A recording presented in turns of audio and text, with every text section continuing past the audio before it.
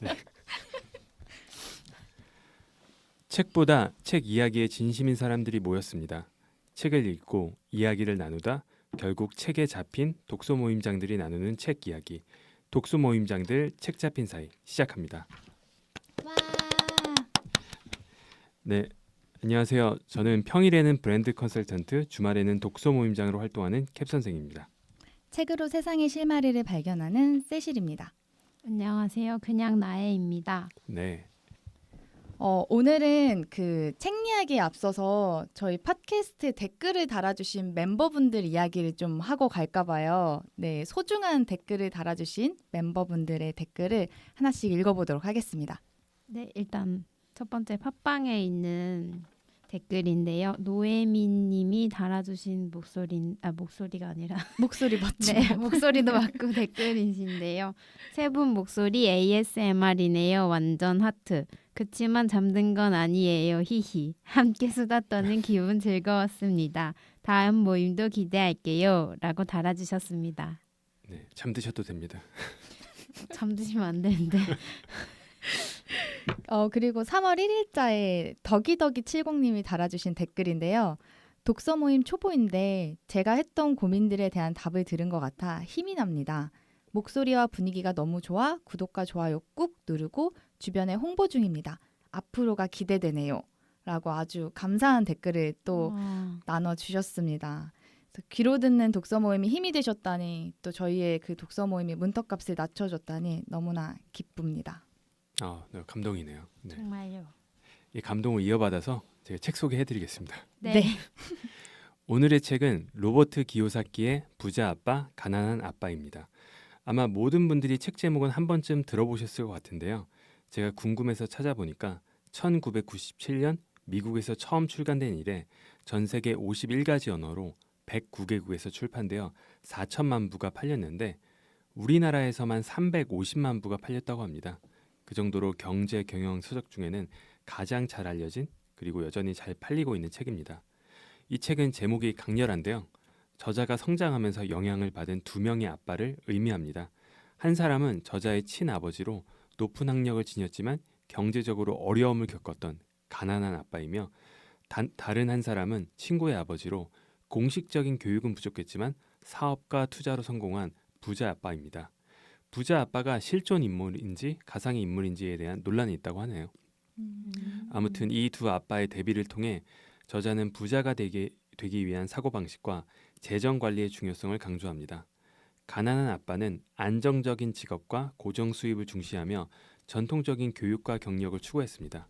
반면에 부자 아빠는 금융 지식과 투자 그리고 자산 구축의 중요성을 강조하며 돈이 자신을 위해 일하게 만드는 방법을 추구했습니다. 어떻게 보면 가난한 아빠는 우리들이 자라면서 흔하게 들었던 바람직한 삶의 모습이고 부자 아빠는 위험한, 그래서 피해야 할 삶의 방식이죠. 다시 말해 이 책은 우리가 경제에 대해 갖고 있는 고정관념을 깨부수는 책이라고 할 수 있습니다.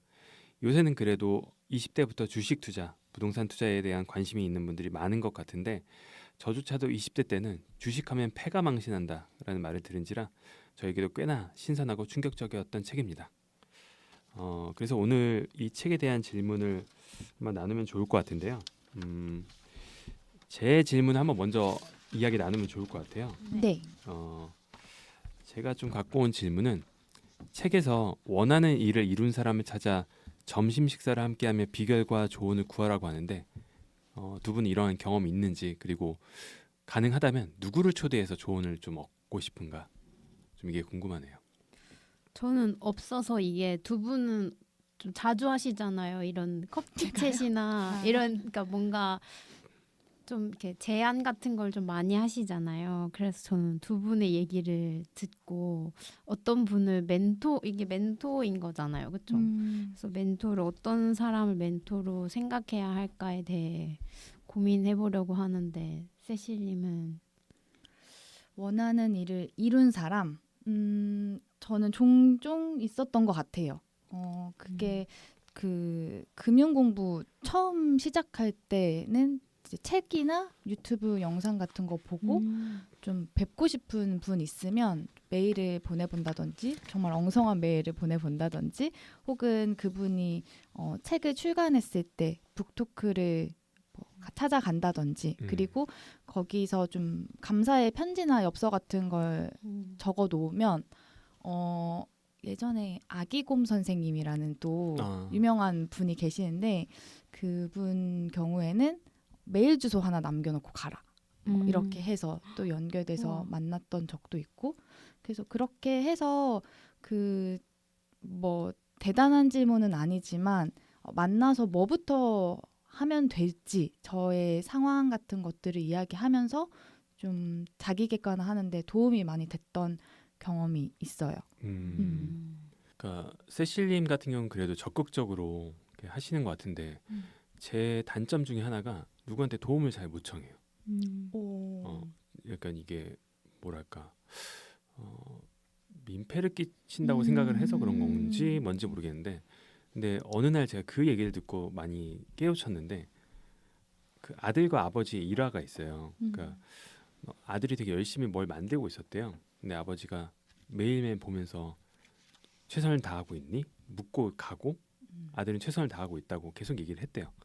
근데 어느 날 맨날 또 계속해서 아버지가 최선을 다하고 있냐고 물으니까 그 아들이 땀을 뻘뻘 흘리면서 너무 짜증나는 거예요. 그래서 어느 날 화를 확 내면서 아버지는 내가 최선을 다하고 있는 게 안 보이냐고 나 지금 땀 흘려서 엄청 일하고 있는 거 안 보이냐고 근데 아버지가 뭐라고 했는지 아세요? 몰라요. 최선을 다하고 있다고 하면서 왜 나한테 도움을 안 청하니? 중요한 포인트다. 네, 그래서 최선을 다한다는 거는 내가 최선을 다하는 것도 최선을 다하는 거지만 내가 도움을 요청해서 같이 할 수 있는 사람도 구하는 것도 최선을 다하는 거에 포함되는 거더라고요. 그래서 그 얘기를 듣고 저도 많이 깨우쳐서 요새는 조금 듣고 싶은 조언을 듣고 싶은 사람이 있으면 적극적으로 연락을 하려고 하고 있어요. 근데 아직도 좀 잘 안 되더라고요. 맞아요. 늘 어려운 것 같아요. 저도 그게 좀 잘 안 되긴 하는데 그래도 어떻게 너무 아무것도 없으면 도움을 구할 수밖에 없는 것 같아요. 그럼 없어도 안 구하는 거예요. 혼자서. 근데 그것도 그렇게 얘기하시더라고요. 저가 이제 도움을 잘 청하는 분들한테 여쭤보니까 비슷한 말씀하셨는데 세실님이랑 절박하면 어떻게든 찾게 된다. 지금 내가 당장 이걸 해야 되는데 모르는데 유튜브를 봐도 모르겠고 책을 봐도 모르겠으면 찾아가야 되지 않냐 해서 저도 요새는 좀 그렇고 제가 요새 조언을 구하고 싶은 사람은 막 엄청나게 사회적으로 유명하거나 그런 사람보다는 가진 게 크게 없는데 일단 어떻게든 수익화를 만들 수 있는 사람들에게 제 관심이 좀 생겼어요. 제가 스스로 제일 단점이 뭘까 생각해 보면 어떠한 일을 할 때 수익화를 생각을 너무 안 하더라고요. 그냥 자기 만족 그리고 내가 누구한테 도움을 줬다는 성취감 여기에만 머무는데 이게 수익화가 되지 않으면 지속하기가 힘들더라고요. 맞아요. 네, 그래서 요새는 수익화를 그래도 하시는 분들을 보면 인스타그램 DM으로도 좀 묻고 좀 지인이면 밥 한번 먹자고도 하는 것 같아요. 네. 너무 좋다. 저는 최근에 제가 지금 또 만나고 싶은 분들한테 계속 연락을 드리고 있는데 그래서 그것 때문에 그 저번 주에는 메일 쓰는 데만 한 6시간 걸린 것 같아요. 몇 개를 쓰시는데요? 별로 몇 개 안 되긴 하는데요. 이제 그 풀은 넓혀가고 있고 그러니까 막 엄청 50명의 메일을 쓸 거야 이렇다기보다는 만나야 될 분 중에 저는 이제 일적으로 제가 가고자 하는 컨텐츠 분야 쪽으로 좀 업계 탑에 계신 분들한테 만나달라는 요청을 하고 있는데 그 씹으신 분도 있고 그리고 엄청 감동해서 답장이 정성스럽게 와가지고 만나기로 한 분도 있어요. 이게 약간 적절한 비유일지 모르겠지만 그러니까 씹혔다고 했잖아요. 근데 그게 뭐 마음에 어느 정도 상처가 될 수는 있지만 사실 크게 내가 손해 보는 일은 없는 거잖아요. 맞아요. 이게 약간 연애랑도 비슷한 거예요. 고백했을 때. 근데 그거는 거절이 근데 맞아. 근데 그게 되게 의미가 있는 게 내가 뭔가 필요로 해서 누구를 찾잖아요. 그러면 뭐가 좋냐면 일단 첫 번째로 나를 자꾸 들여다봐요. 내가 뭐가 필요한지. 그리고 그들이 어디 있는지 찾다 보면 그 분야에 대한 그런 시야가 그 조금씩 좀 밝아지더라고요. 그래서 덕분에 또 그렇게 메일도 써보고 다음 메일은 조금 더 거기에서 이제 업데이트해서 또 쓰면 되니까 되게 좋은 경험인 것 같아요. 그러니까 조언을 구하려면 내가 뭘 부족한지 좀 알고 내가 뭐가 도움이 필요한지를 알아야지 이제 뭐 메일을 보내건 할 건데 그러려면 좀 자기 성찰이 필요한 것 같아요. 맞아요. 그러니까 저는 이제 도움을 청하는 경우는 극히 드물었는데 제가 독서 모임을 한다든지 강의를 한다든지 이러다 보니까 도움을 요청하는 분들은 좀 있었거든요. 근데 제가 그분들한테 특히나 처음 본 분들도 좀 커피챗 할 수 있냐? 그럼 제가 말씀드리는 게 본인이 필요한 부분에 대해서 정리해서 한번 메일로 주시면 커피챗이 짧더라도 건설적이 될 것 같다 했을 때 정리해서 주는 분이 많지가 않아요. 그러니까. 되게 중요한 부분을 찝어주신 것 같아요. 음. 그 상대에 대한 관심과 그리고 상대한테 궁금한 거 그리고 저는 여기에 한 가지 더 얹으면 좀 이 글을 읽으면서 커피챗 요청의 글을 읽으면서 내가 이 대화를 통해서 뭘 얻을 수 있을까라는 그런 그려지게 하는 그런 내용들이 있으면 되게 좋을 것 같아요. 그쵸. 그리고 커피챗이 뭐 짧으면 30분, 뭐 길면 뭐 몇 시간 하잖아요. 근데 시간이란 게 정말 중요하잖아요. 맞아요. 그리고 내가 도움을 청한다는 건 상대의 시간을 획득하는 행위인데, 그러면 그거에 대한 존중의 의미라도 그 커피챗에서 어떤 이야기를 할 것이고, 어떤 이야기를 물어볼 것이며 이런 것들을 잘 계획하고 만나야지 그냥 무턱대고 만나는 건 실례인 것 같아요. 맞아요. 근데 그래서 제가 그러면 실례입니다. 이것도 아니고 그렇기 때문에 우리 둘의 시간을 위해서 좀 잘 정리해서 한번 먼저 부탁드린다 했을 때 의외로 너무 많은 분들이 그냥 그걸 안 하시는 거 보고 그 정도의 어떠한 고민이 아니시려나? 그럼 다른 이유가 있으시려나? 뭐 그런 생각도 들더라고요. 그 질문을 잘 정리해서 드리는 것만으로도 상대에 대한 리스펙이 담겨 있어서 그것 자체가 또 드릴 수 있는 것 같아요. 드릴 수 있는 마음. 그러면 저희 멤버분들도 알만한 좀 유명한 사람한테 조언을 구한다면 누가 떠오르시나요? 살아 계신 분한테 해야 뭐 되나요? 돌아가신 분도. 저는 미스터 비스트. 미스터 비스트. 지금 콘텐츠 쪽의 분야의 일에 대한 관심이 제가 되게 많아서 만약에 뭔가 번역의 이런 문제를 다 차치하고 만날 수 있고 대화를 나눌 수 있다면 그분이랑 콘텐츠에 대해서 조금 더 깊이 있는 이야기를 하고 싶어요.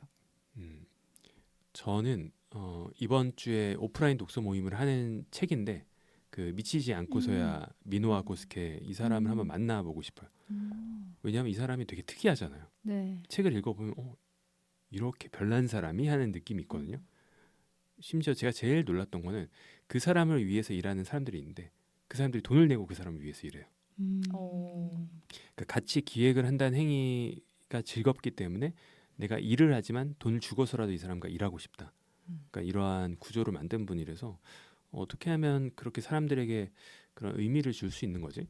그렇게 다르게 생각할 수 있는 거지가 좀 궁금해서 한번 저는 만나보고 싶더라고요. 그럼 이 책에서도 그런 얘기가 나오거든요. 그 돈에 대한 이야기 하다가 사업을 제대로 하고 싶으면 좋은 리더십을 가지는 게 되게 중요하다는 얘기를 하는데 말씀하신 그 저자분이 좋은 리더십을 갖고 있지 않나 그럴 수 그런 있을 생각이 드네요. 세실님은 생각나셨나요? 세실님, 나이님은 네. 저는 제 주변 사람들 익명으로 누군지 모르게 그런 뭔가 모르는 유명하신 분들도 좋지만 뭔가 저를 잘 알고 많이 오랫동안 봐왔던 사람들이 줄 수 있는 조언은 좀 애정도 있고 뭔가 관심도 있어서 한번 받아보고 싶어요. 익명으로. 되게 좋네요. 그러니까 나를 잘 알지만 그 관계 때문에 쉽사리 네. 할 수 없는 말들을 익명으로 할 수 있게. 네. 좋네요. 세실님이 준비한 질문도 한번 얘기 나누면 좋을 것 같은데. 이 책을 다시 읽으니까 또 새롭더라고요. 그래서 그 로버트 기요사키도 이제 부자 아빠를 어렸을 때 만났거든요. 그래서 만나서 부자 아빠가 운영하는 이렇게 마트 같은 곳에서 일을 하게 됐는데 이 부분을 읽다 보니까 내가 처음 돈을 벌었던 적은 언제지? 이런 생각이 들었어요. 그래서 여러분들의 그런 처음 돈을 벌었던 경험은 어떤 경험이고 또 어떤 기억인지 이런 것들이 궁금해졌습니다. 저는 그게 처음인지 모르겠는데 처음 돈다운 돈을 벌었다는 느낌이 전 생각보다 조금 크게 벌었던 것 같아요. 대학교 때 과외를 해서 그 돈도 꽤 컸었고 그 다음에 제가 컨설팅 회사에 오전 근무만 했었거든요. 통번역 업무를 했었는데 근데 그게 제가 대학생이 받기엔 좀 큰 돈들이었어요. 그래서 그때 되게 한창 그 허세가 그때 물을 에비앙을 마시고 그때 한창 네, 플렉스했죠. 머니 플렉스를 했었던 것 같아요. 근데 지나고 나서 봤을 때 그게 그렇게 좋은 경험은 아니었지 않나 싶긴 해요. 그러니까 돈을 쉽게 벌 수 있구나라는 인식으로 시작이 된 것 같아서 좀 그러한 헝그리 정신이랄까 아니면 그런 간절함이 그 나이에 가지면 좋았을 그런 것들을 좀 경험하지 못했던 것 같아서 저는 그 처음으로 돈을 번 경험이 그랬던 것 같습니다. 그 얼마 벌었어요? 통번역은 많이 벌잖아요. 쪽수로 받지 않나요? 그때는 그거였어요. 그쪽에서 풀타임으로 일하길 원했는데 제가 그때 한참 놀고 싶어가지고 그 반일만 일하겠다. 그래서 월급제로 받았는데 정확히 기억이 안 나는데 그때 반나절만 일했는데 한 100 언저리 받았던 것 같아요. 과외는 과외대로 하고 요거는 지금 물가로는 더 비싸겠죠? 진짜. 그렇죠. 근데 저 정확히 기억 안 나는데 100은 안 됐던 것 같은데 그래도 100에 많이 못 미치진 않았었어요. 많이 받았죠. 대학생 용돈 치고는 근데 그쵸. 거기에 플러스 알파니까 네. 과외비로. 거기다 이제 반나절만 일했고. 저는 돈을 벌었던 경험은 처음 번 거는 약간 가정 안에서 벌었던 것 같은데 보통 뭐 아빠 신발 닦고 뭐 쓰레기 버리거나 뭐 설거지하고 흰머리 뽑고 이런 걸로 소소하게 용돈을 어렸을 때 벌었던 기억이 가장 처음인 것 같아요. 그리고 가족 외에서는 저도 대학교 때 아르바이트로 했는데 저는 용성님과 다르게 캡 선생님과는 다르게 이제 몸으로 일하면서 돈을 많이 벌었던 뭐 했어요? 기억이. 저는 빕스에서 주방에서 아르바이트를 해서 굉장히 고생했던 기억이 있습니다. 그거 진짜 체력과 끈기가 없으면 어려운 아르바이트인데. 그 체력과 끈기 말고 그 뭐죠? 멘탈이 좀 강해야 돼요. 그 기세가 너무 강해서 그래서 저는 거기를 그만두면서 이제 홍조를 얻었어요. 너무 뜨거워가지고 좋다.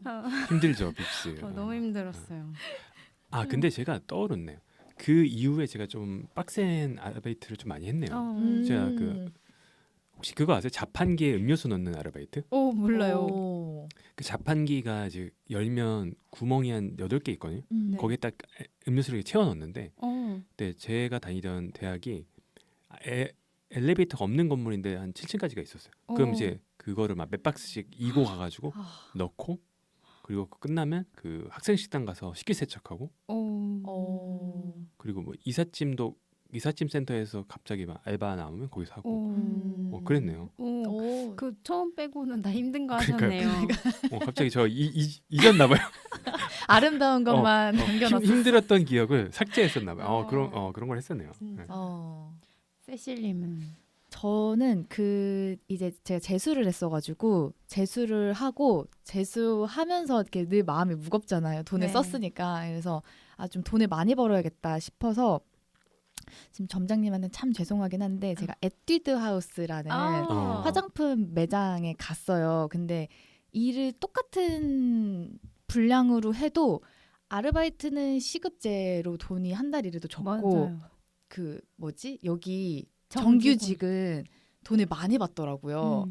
그래서 저는 여기에 뼈를 묻겠습니다 하고 정직원. 그 정직원 타이틀로 처음엔 이제 알바로 하다가 정직원 타이틀 달고서는 이제 일을 했는데 그때 진짜 매장에 있는 화장품의 어떤 성능이라든지 이런 걸 정말 빠삭하게 외웠어요. 그리고 그 이제 그 달에 팔아야 되는 제품이 있거든요. 그거 진짜 제가 정말 잘 팔아가지고 우와. 인센티브도 많이 받고 근데 그게 되게 재밌었던 것 같아요. 이걸 많이 알아놓으면 어떤 사람이 와도 내가 약 처방하듯이 이 사람한테 맞는 걸 딱 쥐어줬을 때 그 이 사람 얼굴이 환해지는 거 그리고 이제 진짜 도파민 팡팡 터지는 건 다음 주 주말에 이 사람이 친구를 데리고 데려와. 오. 그때 그런 어떤 재구매율로 우와. 넘어갈 때의 기쁨 이제 그런 영업에 대한 거를 그 첫 돈 벌었던 경험에서 많이 했던 것 같고 예. 그게 에뛰디아스가 그거 아닌가요? 공주님 오셨나요? 아, 이거? 맞아요. 그래서 맞아요. 누가 이제 자동문이 열리면 남자분이 오시면 안녕하세요 왕자님 이렇게 하면서 전 뒷걸음질 칠 것 같은데. 이제 여자분들 오시면 공주님 근데 이게 입에 자꾸 붙어가지고 밖에 나가서 인사할 때도 자꾸 왕자님 공주님 이게 그렇더라고요. 되게 일상적 플러팅이 가능하네요. 그래서 그 돈으로 이제 대학교 들어갈 때 처음 제 노트북을 구매했던 우와. 경험이 생각이 납니다. 노트북을 살 정도면 대단하시네요. 저는 이제 또 궁금했던 게 그 51쪽에 보면은 대일의 학습 원뿔이라는 내용이 나오는데 어떤 내용과 함께 이제 그 대일의 학습 원뿔을 언급하냐면 우리 삶이야말로 최고의 스승이라고 할 수 있지. 대개의 경우 삶은 얘기해주지 않는다. 그냥 우리를 제멋대로 내두른다고 해야 옳지. 그렇게 내두를 때마다 삶은 우리에게 이렇게 말하지. 정신 차려. 내게 가르칠 게 있어. 라는 내용이 나와요. 그래서 이게 이 부분을 보면서 학교에서 가르쳐 주진 않지만 어떻게 하다 보니까 삶의 어려움들을 직면하는 순간들이 있잖아요. 근데 그 순간에 넣으면 저는 사람마다 그 캐파가 넓어지는 것 같거든요. 그래서 여러분들은 학교에서 가르쳐 주진 않지만 스스로 알게 된 돈에 대한 깨달음이 있는지 아니면 어떤 마주했던 어려움으로 인해서 돈에 대해서 좀 각성한 계기가 있는지 이런 것들이 좀 궁금했어요. 좀 뻔한 건데 쉽게 얻은 돈은 쉽게 나간다. 되게 뭐 길거리에서 줍거나 아니면 되게 뭐 별일 안 해서 얻은 돈은 되게 쉽게 쓰게 되더라고요. 그래서 뉴스 같은데 봐도 로또 당첨된 사람들이 뭐 10년 뒤에 보면 거지가 돼 있거나 그런 경우가 많잖아요. 그래서 이제 저번 돈의 심리학인가요? 네. 그 책에 나왔던 것처럼 돈이 있어도 관리하지 못하면 언제든지 거지가 될 수 있구나라는 그런 깨달음을 얻었습니다.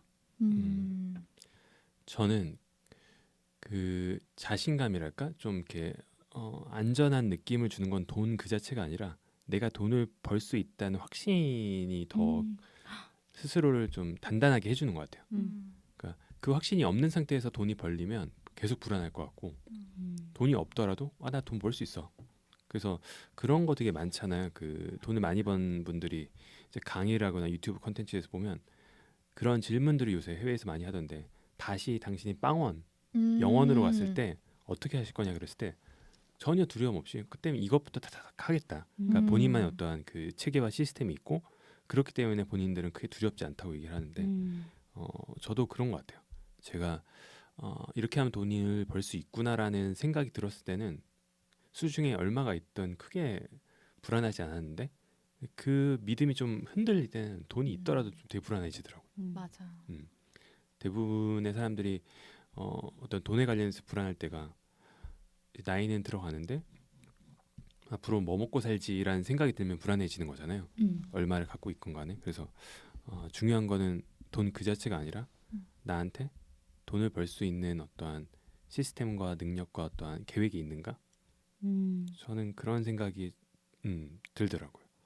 세실님은 질문 갖고 오셨는데 저는 일단 그 책에서 학교 교육에 대한 얘기를 되게 많이 하거든요. 학교에서 알려주지 않는 거 우리가 알고 있어야 돼. 그래야 우리가 강해질 수 있어라는 얘기를 많이 하는데 학교에서 배운 금융 지식이라고 하면 초등학교 때 매달 1,000원 이상씩 저금하게 하는 그런 시스템이 있었던 것 같고 저축 외에는 제가 배운 금융 지식은 없었어요. 근데 이제 스스로 돈에 대해서 조금 깨닫게 된 건 저는 잘 차곡차곡 적금하는 게 최고로 잘하고 지혜로운 일이라고 생각을 했는데 일단 제가 학교에서 일할 때 그 어떤 경제적으로 어려운 친구들을 만나면서 아무리 그 장학금을 따와도 이게 엄발의 오줌 누기식이더라고요. 그래서 이제 그 친구가 되게 불안해하고 교무실에 와서 울면서 나 이제 졸업을 하게 됐을 때는 나를 보호해준 학교가 없는데 그때는 어떻게 사냐고 울었던 경험이 저한테는 되게 크게 와닿았던 경험이었고 그다음에 두 번째로는 저조차도 전세 사기를 당할 뻔한 그 정도의 지식밖에 아예 지식이 없는 사회초년생이었어서 그때 이제 부동산 지식에 능한 선배님한테 좀 도움을 구했었는데 마치 교무실에 쫓아와서 울었던 학생처럼 제가 그 선배님 앞에서 엉엉 울었거든요. 그래서 그때 알게 됐어요. 이게 알아야 강해질 수 있고 내가 선택할 수 있겠구나. 방금 캡 선생님이 말씀하신 거랑도 가닿아 있는 것 같아요. 내 어떤 돈과 관련된 내 능력에 대한 믿음이 있으면 불안하지 않는데 그게 없을 경우는 되게 불안하구나. 그래서 좀 그때부터 돈에 대한 좀 알아차림, 각성이 있었던 것 같습니다.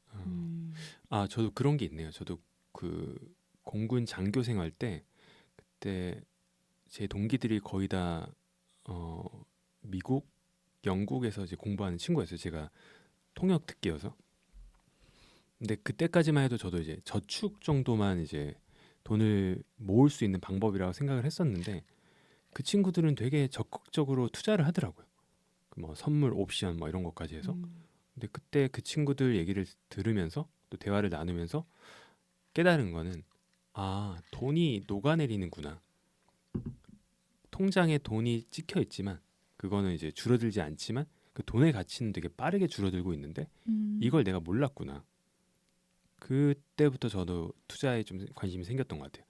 돈을 불린다는 개념도 있겠지만 더 중요한 거는 현금이라는 거는 20년 전 1억과 지금 1억은 전혀 다른 개념이잖아요. 네. 20년 전 1억이었으면 진짜 하고 싶은 걸 진짜 원 없이 할 수 있는 돈이었을 것 같아요. 제가 정확히 기억은 안 나지만 원 없이는 아니려나. 아무튼 지금과는 훨씬 다른 그런 건데 그러면 20년 후에 또 1억은 또 엄청나게 다른 가치겠죠. 그러면 그거를 어떤 걸로 바꿀까? 이게 어떤 투자의 어떤 기본인 것 같아요. 현재 그 현금을 뭐 부동산으로 바꿀지, 주식으로 바꿀지, 뭐 가상화폐로 바꿀지, 혹은 어떠한 나에 대한 투자라는 걸로 바꿀지 그게 되게 중요하구나. 그냥 현금을 그냥 꼭 쥐고 있는 게 현명한 건 아니구나를 네. 저는 이제 그때 만났던 동기들을 통해서 좀 깨달았던 것 같아요. 그래서 그 돈에 대한 깨달음이 있고 나서 바로 투자할 수가 없잖아요, 현실적으로. 네. 그래서 또 이제 거꾸로 그럼 뭐부터 공부해야 되지? 어떻게 공부해야 되지? 이 지점으로 저는 또 향했던 것 같아요. 그래서 그 데일의 학습 원뿔이 책에서 나오는데 여기서 이제 그 기억의 정도가 읽었을 경우에는 한 10%, 뭐 들은 친한 사람들이나 아니면 강의를 통해 들은 건 20%, 본 것은 30%, 뭐 이런 식으로 쭉쭉 나오는데 실제로 말을 하는 경우에는 70%고요. 직접 해본 것은 90% 이상 기억에 남는다고 하더라고요. 그래서 그때 제가 했던 게 독서 모임이었어요. 그 저처럼 돈에 대해서 전혀 알지 못하는 맨날 그 낭만과 문학과 예술에 대해서 떠들었던 그 친구들이랑 뭐 아름아름해서 처음에는 투자 상품조차도 뭐가 있는지 모르니까 돈의 홍춘욱 박사님 돈의 역사 뭐 부동산 관련된 거, 주식 관련된 거, 코인 관련된 오건영 박사님 막 그런 미시경제, 거시경제 막 이런 책을 하면서 진짜 몇 번 나자빠지면서 이렇게 잘 몰라도 우리끼리 듣고 말하는 연습을 해보자라고 하면서 이제 공부를 시작했습니다. 그렇죠. 그러니까 지금 질문을 제가 다시 보면서 느끼는 게 뭐냐면 학교에서는 왜 금융적인 걸 안 가르쳐 줄까 했을 때 학교는 모르겠어요. 되게 위험 회피적인 성향이 있지 않을까? 그러니까 이런 걸 하면 좋을 수는 있지만 또 이걸 섣불리 했다가 또 큰 피해를 입으면 그 피해에 대한 책임은 온전히 학교에서 져야 되니까 그렇기 때문에 말씀하신 대로 이제 시행착오를 겪으시면서 배우시는 거잖아요. 맞아요. 음. 근데 이게 지금 시대가 달라져서 그 유대인 같은 경우에는 금융 교육이 아예 막 수천 년 전부터 있었다고 해요. 살아남기 위해서. 그리고 호주 같은 경우에는 이번에 아예 공교육에 금융 교육을 도입을 했다고 이제 기사화됐고, 그리고 이제 저희 나라 같은 경우에도 지금 고교학점제라고 해서 금융 과목이 개설됐어요. 근데 이제 뭐 어떻게 가르쳐 줄지 모르겠지만, 왜냐면 저희는 시스템이 없기 때문에 그 이런 것도 좀 바뀌지 않을까. 그럼 바뀐다면 어떻게 접근해야 우리가 좀 안전하고 재밌게 공부할 수 있을까? 저 그 유튜브에 그 초등학교 선생님인가요? 세금으로 학급 맞아요. 운영하는 선생님 있잖아요. 맞아요. 유퀴즈에 나오신 분. 너무 재밌어 보이더라고요. 그래서 그 친구들 초등학생 맞죠? 맞아요. 초등학생도 쉽게 이렇게 자연스럽게 접하게 되는 거잖아요. 그래서 저는 이런 식의 학급 운영이 정말 좋을 것 같지만 선생님들은 힘드시겠지요. 그쵸. 이게 사실 저희가 학교에서 배우지 않았던 사실이 진짜 많잖아요. 사회에 나오면 네. 이런 걸 있는데 왜 안 가르쳐 주지? 뭐 세금 문제도 그렇고 투자도 그렇고. 그래서 그런 기본을 가르쳐야 된다는 건 너무 동의하는데 걱정은 같은 걸 가르치더라도 누군가는 그걸 이롭게 쓰고 누군가는 좀 자기 파멸적으로 이어질 수도 있기 때문에 그것에 대해서 너무나도 한쪽의 책임을 물으면 이게 새롭게 못 나가는 것 같긴 해요. 좀 말이 어려운데 그래서 금융이 그래서 좀 주저하는 것 같긴 해요. 근데 저는 좀 생각이 달라요. 이 금융 공부를 하면서 느낀 거는 이게 투자 상품을 추천해 주는 건 교육이 아니고 대출이 뭔지, 어떻게 시작된 거고, 세금은 뭔지, 그리고 어떤 상품들이 있는지, 뭐 네. ETF가 뭔지, 부동산은 뭔지, 상가는 뭔지, 경매는 뭔지, 요 정도의 지식들. 그리고 이제 저는 학교에서 진짜 가르쳤으면 좋겠다고 생각하는 것 중 하나가 저금 통장을 이렇게 애들한테 지도하면서 청약에 대해서 또 알려주면 되게 좋을 것 같은데 그런 건 또 뭔지, 그래서 무엇인지 뭐가 있는지 세상에 그 정도만 알려줘도 되게 훌륭하지 않을까? 그거는 누구한테 책임을 탓하지 않는 지식 아닐까? 이런 생각이 들었어요. 저도 너무 공감하는데요. 얼마 전에 이제 제 사촌 동생이 고등학교 3학년이거든요. 근데 되게 똑똑하고 공부도 되게 잘해요.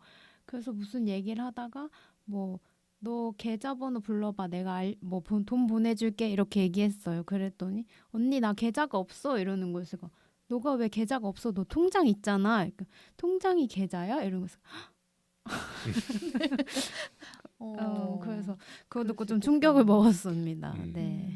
그러니까 저는 개인적으로는 그런 거를 적극적으로 가르쳐야 된다는 주의이긴 한데 제가 우려하는 거는 그러니까 딴 걸 우려하는 게 아니라 어떠한 일을 바꿨을 때 그 바꾼 주체에 대한 비난이 쏟아지는 경우가 많아요.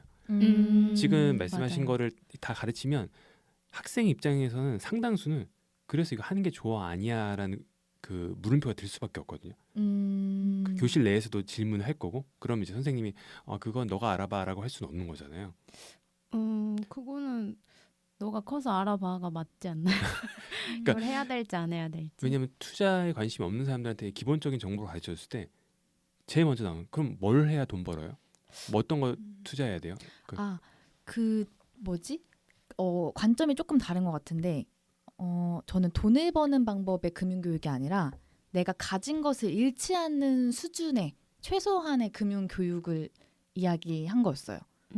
그래서 뭔가 적어도 계약서를 제대로 볼 줄 알아서 전세 사기 당하지 않을 정도의 지식, 뭐 어떤 기회가 왔을 때 내가 원하는 곳에 청약 신청을 할 수 있을 정도의 지식, 뭐 이런 청약을 신청할 때 적어도 내 계약금과 자금 조달 계획 정도는 스스로 세워볼 수 있을 정도의 지식. 그래서 그 정도의 지식이 이제 학교에서 알려주면 그 다음에는 저는 되게 확장될 수 있는 교육 프로그램은 되게 많은 것 같은 게 학교에서도 지금 뭐 독서 교육만 해도 소설가, 시인, 뭐 에세이 작가 다양한 분들 연결해가지고 이제 프로그램 많이 운영을 하는데 이제 그 추후에 좀 그런 다양한 분들의 투자와 관련해서 아니면 뭐 금융권에서 이제 저금 통장을 어떻게 관리하는지 뭐 이런 분들을 이제 모셔가지고 프로그램을 운영하면 돈을 버는 교육은 못할지라도 적어도 잃지 않을 수 있을 정도의 지식을 확보하는 금융교육은 좀 할 수 있지 않을까라고 몇 년째 혼자 힘주어 이야기하고 있습니다. 그러면 부자 아빠, 가난한 아빠는 교과서로 가능한 정도라고 생각하세요? 물론 위험한 부분도 있는데 제가 교과서적으로도 교과서에 실려도 되게 좋겠다라고 생각한 부분은 여기서 리더십에 대한 얘기, 그것도 결국 사업에 대한 얘기거든요. 그건 어떻게 보면 확장했을 때 네가 지금 리더십을 가지고 있으면 직장에서 인정받을 수 있고 사업을 조금 더 크게 원활하게 굴릴 수 있어 라는 식으로 연결할 수 있을 것 같고, 그리고 회계, 숫자에 대한 얘기를 해요. 그래서 제가 이제 질문으로도 가지고 왔는데 중요한 건 숫자가 아니라 숫자가 들려주는 이야기야. 그래서 이 숫자가 들려주는 이야기가 뭐지? 그러면 내 카드 내역, 엄마가 준 카드 내역을 쭉쭉 보는 거예요. 뭐 어디에 돈이 많이 나가는지 이걸 보고 내가 뭘 좋아하는지 알고 이런 지출 계획을 다시 세워보고 이런 내용은 충분히 저는 금융교육에 풀면 되게 재미있을 것 같다고 네 느낍니다. 저는 세실님이 항상 전부터 말씀하셨듯이 뭔가 경제 공부가 항상 학생들한테 필요하다. 그리고 어른들도 생각보다 애들이랑 경제 지식 수준이 비슷하다라고 하셨었잖아요.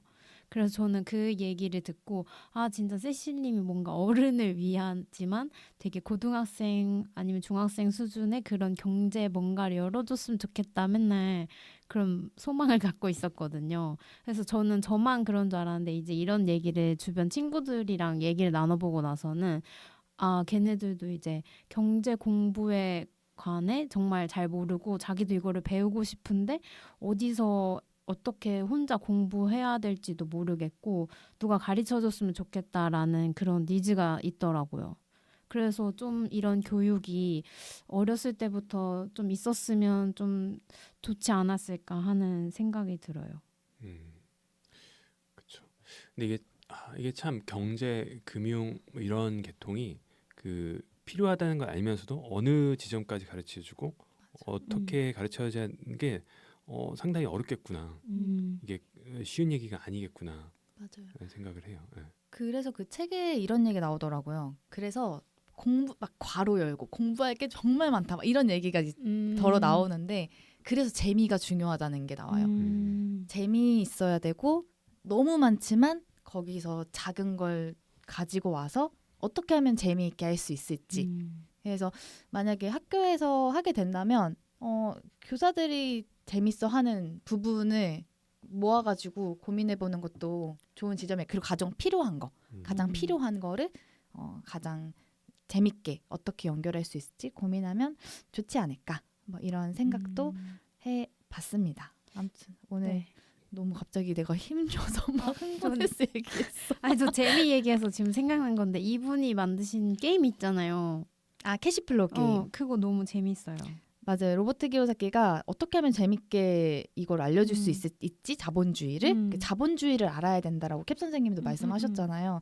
그래서 고민 끝에 만든 게 이제 로버트 기요사키의 캐시플로우라는 게임인데 저도 이제 같이 경제 독서 모임 하는 친구들이랑 이걸 지속하기 위해서 캐시플로우 게임 판을 사서 요거 캐시플로우 게임 지도자 과정을 밟아서 네 같이 막 친구들이랑 하고 뭐 이랬던 기억이 있네요. 그것도 있는 것 같아요. 지금 제가 얘기를 듣다가 드는 생각이 왜 이 금융 공부에 대해서 말을 별로 안 하지 했을 때 우리나라에서는 특히 그런 것 같은데 돈을 말하는 걸 조금 터부시하는 경우가 있잖아요. 맞아요. 그게 약간 근간에 깔린 것 같아요. 어떻게 맞아. 이 성스러운 교육의 공간에 천박하게 돈을 끌고 들어오느냐라는 그런 것도 있었겠네요. 그게 되게 심한 것 같아요. 그러니까 저도 그랬고, 저도 예전에 그 낭사의 낭중, 낭만에 살고 낭만에 죽을 때는 부자들은 약간 두꺼비처럼 생겼고 욕심쟁이일 거야. 이러면. 아무튼 그러면은 저희 한번 마지막 질문으로 넘어가서 이야기하고 마무리해 볼까요? 네네. 그 이제 이 질문도 되게 재밌었어요. 그 이 책을 과거 20살의 나에게 선물할 수 있다면 어떤 말을 건네고 싶나요? 이 질문을 생각해 보면 기존의 20살이었던 나에게 필요한 말을 던져야 될 것 같은데 전 사실 크게 안 던질 것 같아요. 왜냐하면 이걸 알게 되면 제가 돈을 버는데 조금 더 집중했을 거고 현재의 삶이 조금 더 풍요로울 수 있겠지만 뭐 아이러니한 말일 수는 있지만 이러한 지식이 없었기에 했던 그 무모한 낭비와 행동들이 저의 어떠한 큰 부분을 좀 만들어준 것 같아서 그래서 지금은 좀 몰라도 돼. 하지만 나중에 좀 힘들 수는 있어. 강하게 키운다. 근데 20대 때는 좀 그렇게 약간은 멍청하게 살아봐도 되지 않나? 하지만 이 책을 너무 늦지 않게 읽어라고 할 것 같아요. 저는. 저 이 책을 저희 집에 있더라고요. 이 책을 그때 세실님이 한번 독서 모임을 열으셨잖아요. 그래서 이 책이 집에 있길래 난 안 샀는데 누가 샀지 했더니 저희 엄마가 제가 20살 때 딱 이 책을 사셨더라고요. 개정판이었는데 그래서 그걸 보면서 나 좀 진작 읽을 걸 하는 생각이 들었었거든요. 저는 이 책을 그 세실님이 그 추천해 주셨을 때 읽으면서 거의 눈물 흘리면서 읽었던 와 이거 나 지금 알았는데 어떡하지 하면서 초조해하고 막 불안해했었거든요. 근데 제가 그 책을 읽은 지도 3년이 지났는데 달라진 건 여전히 없어서 많지. 그래도 약간 이제 각성만 좀 3년 동안 했던 것 같고 그래서 저는 20살에 이 책을 선물한다면 좀 실천해봐라 라고 얘기하고 싶어요. 그리고 친구들이랑 함께 읽어라. 중요한 좋다. 말이에요. 좋네요. 세실님은 어떠신가요? 저는 이 책을 20살에 저한테 선물하면서 지금 가장 필요한 거 한 가지와 네가 가장 좋아하는 거 한 가지를 연결해서 행동해 라고 하고 싶습니다. 네, 책 잡힌 사이 오늘은 로버트 기요사키의 부자 아빠 가난한 아빠였습니다. 오늘 대화의 키워드는 학교 교육 자본주의로 정리하면서 마무리하겠습니다. 여러분의 이메일을 받고 있습니다. 3readingreaders@gmail.com으로 책 잡힌 사이에 하고 싶은 이야기, 나누고 싶은 고민, 광고 문의를 자유롭게 보내주세요. 메일은 팟캐스트 공지사항에서도 확인할 수 있습니다. 그럼 저희는 다음 주에 마르코스 바스케스의 스토아적 삶의 권유라는 책으로 돌아오겠습니다. 다음 주 모임은 일요일입니다. 책 잡고 만나요.